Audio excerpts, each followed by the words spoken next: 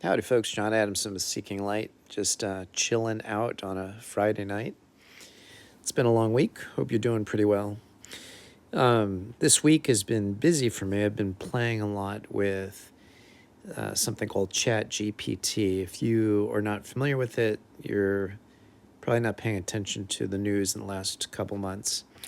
But anyway, Chat GPT is a free online internet chatbot AI, and it's designed to find information for you in a conversational way. So you can ask it questions like you would ask a person, and then it interprets it, and then it answers just as if you're having a speech conversation with a human being. Of course, there are some things that you can kind of tell it's just kind of spitting out things according to artificial intelligence. But I've been engaging it in conversations regarding ethics, partly because I'm preparing for an ethics course that I'm developing, and using it to help augment some of my research to speed it along, and it will be helpful in that. But on the issue of autonomy, which is an ethical principle that basically states that somebody has the right to bodily autonomy, meaning that they cannot be forced to do something from a medical procedure standpoint that they don't want to have. I cornered it.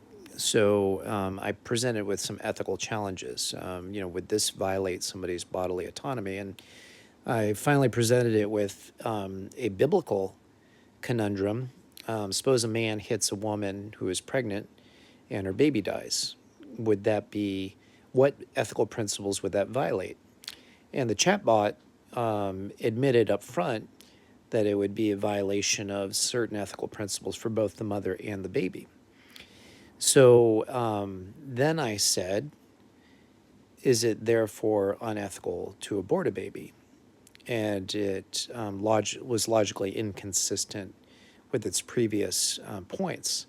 So I pointed out to the chatbot its logical inconsistency and said it was just a language AI, and it was not designed to determine ethical principles, just to explain them.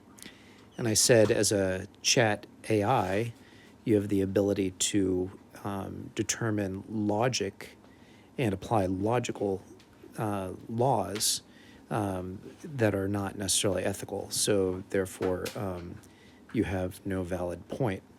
Anyway, the chatbot just kept reiterating the same thing over and over again. So anyway, these programs are obviously not perfect, and it's just kind of interesting. You will find, excuse me, if you use these chatbots, that if you do ask them about common things that are in politics, they do tend to give you kind of a liberal perspective on things.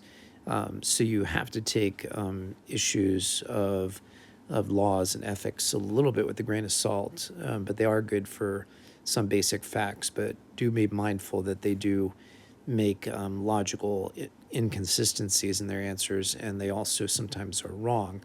I tested it on a couple different, very direct, objective questions, and their data was not correct. And they GPT only pulls from 2021 and back, so it's not quite consistent with most up-to-date data.